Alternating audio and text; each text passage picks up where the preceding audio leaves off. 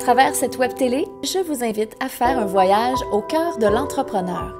Elle est travaillante, déterminée, fonceuse et guidée par le désir de réussir tout ce qu'elle entreprend.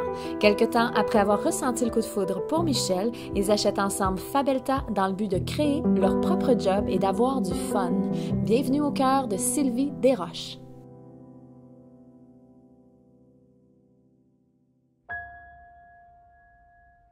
Oui, vous travaillez ensemble, vous avez du plaisir en travaillant ensemble. Puis bon, ça fait maintenant 30 ans, cette année, que l'entreprise a été reprise, que vous avez acquis cette entreprise-là. Mais je vous vois heureux, toujours ensemble, à faire des projets qui sont toujours ensemble aussi. La famille, tout ça, c'est tellement important pour vous. Quand vous n'êtes pas ensemble au travail, vous êtes ensemble en vacances, vous êtes ensemble en Floride, vous en allez un peu partout. Vous avez toujours des projets d'acquisition, des projets d'expansion ensemble. Ça, c'est beau. Puis on voit pas ça souvent, une harmonie de la sorte, en fait, de cette qualité-là, aussi profonde puis aussi véritable. J'en ai rencontré rarement des couples qui ont autant de plaisir et de bonheur à travailler comme ça ensemble et avec cet amour pur-là qui se dégage. Là. C'est très inspirant de vous voir aller. Bien, nous, parce qu'on s'aime beaucoup, puis on se respecte. Fait que ça, c'est la base de tout.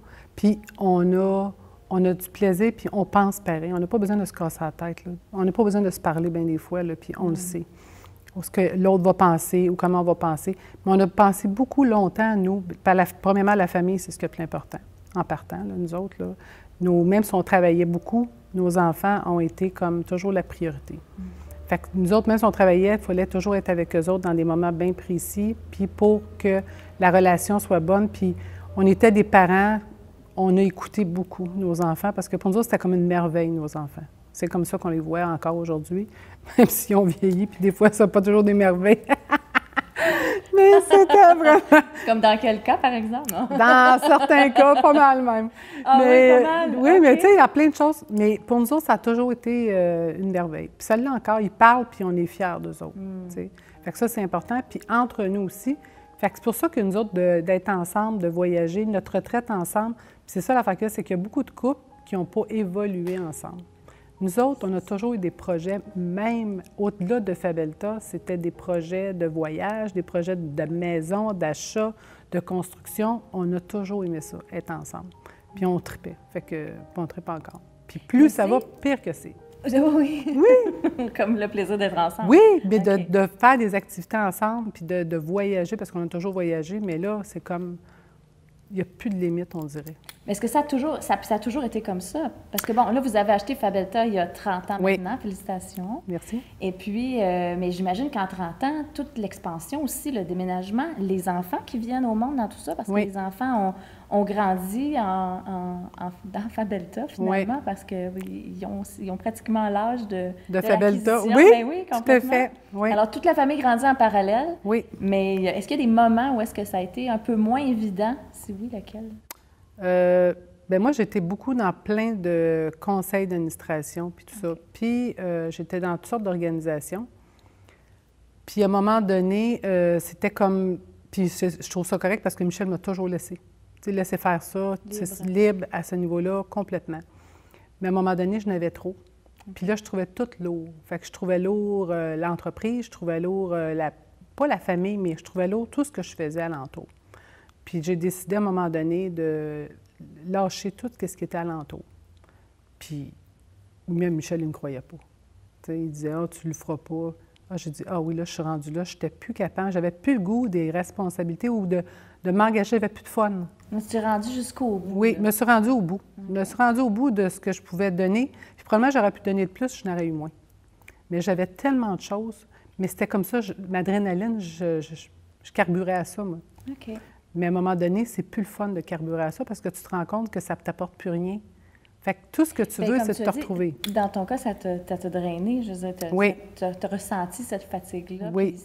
On le sent, même si on n'est pas fatigué nécessairement physiquement, un signe, comme tu viens de nommer, quand on est écœuré, quand on n'a plus vraiment cette patience ou la passion est un peu moins là, c'est parce qu'on...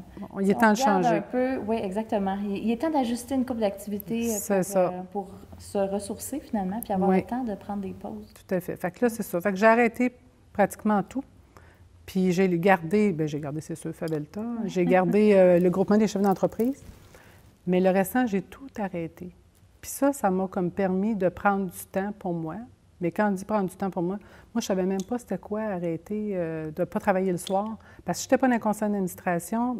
Je faisais les devoirs des gars, mais après ça, c'était les conseils d'administration, c'était la comptabilité des blocs appartements, parce qu'on a de l'immobilier. Je faisais ça tous les soirs. Fait que c'était tout le temps, je travaillais tout le temps. Puis Michel était pareil, on était comme ça. Mais jusqu'au jour où on s'est rendu compte qu'il fallait qu'il y ait autre chose que travailler. Est-ce que vous en êtes rendu compte en même temps? Non, moi avant. Mais lui, Michel, c'était différent. On travaillait différemment. On ne pensait pas pareil, tous les deux. Parce que moi, c'était tout le temps une obsession, l'entreprise, fait que c'était jour et nuit. Fait que moi, je me réveillais à 3-4 heures du matin, puis bon, je pensais, puis là, je me rendormais. Puis... Parce que souvent, j'ai pas bien su m'entourer, parce que c'était ma faute à moi, parce que je pensais que je devais avoir réponse à tout. Ah, oui. Fait que tout le monde rentrait dans mon bureau, puis je collais à la shot de tout le monde. Mais la nuit, je me réveillais parce que j'avais mal collé à la shot. Tu comprends-tu? Oui, puis toi, pas là, comment ça se passe quand tu n'es pas là? Bien, ça, c'était pas un problème. Ça, c'était pas un problème parce qu'on dirait qu'à ce moment-là, les gens prenaient leurs responsabilités. OK.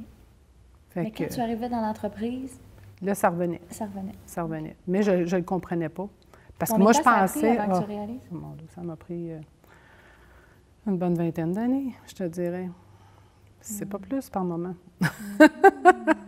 Qu'est-ce que tu as réalisé de plus précis, en fait, et de plus précieux? Parce que certainement que pendant ce moment de pause-là, tu as fait bien des réalisations. Bien, ce que j'ai réalisé, c'est que bien, pour l'entreprise et pour moi, c'est que tu veux toujours avoir de la reconnaissance sans t'en rendre compte. Hein? C'est ça que tu cherches, de la reconnaissance. Parce qu'au-delà de dire avoir une business qui va fonctionner bien, que les gens vont être heureux, puis le kit, c'est de la reconnaissance. Ça, je l'ai réalisé. À travers les employés? À travers les employés, à travers ce que je faisais, à travers ce que je voyais que j'avais l'air bien occupée, puis de prendre toutes les décisions. Puis, ça fait, mettons, au-dessus de 10 ans de ça, j'ai été la première présidente des Portes et Fenêtres au Québec. Puis ça, je me rappelle encore d'être montée dans la chambre d'hôtel, puis de me regarder dans le miroir, puis de dire « Tu devrais être fière, ma fille. Tu voulais c'est ça que tu voulais. Puis là, tu l'as. » Puis là, je me suis dit, je suis plus heureuse. Puis là, à partir de là, c'est là que j'ai commencé à dire, qu'est-ce que j'aime vraiment? C'est quoi qui me fait plaisir? Puis j'ai commencé à travailler sur moi à partir de là. OK. Donc, c'est le point marquant pour toi. Oui, d'avoir voulu me rendre là, puis d'être reconnue, puis ça ne me rendait pas plus heureuse. Puis tu vois, ça fait 3 ans à peu près là, que je dis, puis je le dis vraiment, là, qu'est-ce qui va me rendre heureuse? C'est-tu l'argent ou bien c'est comment je vais me sentir en dedans? Puis là, j'ai décidé, c'est le feeling que je vais avoir en dedans qui va faire que je vais me sentir heureuse.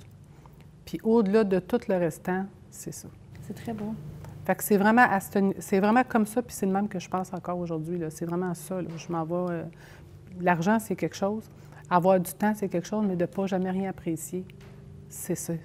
Puis moi, je pensais tout le temps qu'il fallait toujours que j'aille plus pour qu'un jour j'apprécie, puis avoir plus, ça va me donner du temps, qui est complètement le contraire. Une espèce de roue qui tourne que tu n'allais jamais t'en sortir. Tout le temps. On est d'accord, parce que ça ne finit pas. Quand tu en as plus, tu en veux encore plus. Tu penses que plus tard, tu vas en profiter encore plus. En plein, donc, c'est toujours la quête. La quête de quelque chose que... Okay.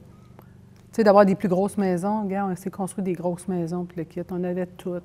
Puis on a encore toutes, mais je le vois tellement différemment. C'est tellement plus ça là, qui est important. Là. C'est de pouvoir être, premièrement, s'aimer. Moi, je pense que là-dessus, ce qui est le plus important, c'est s'aimer soi-même.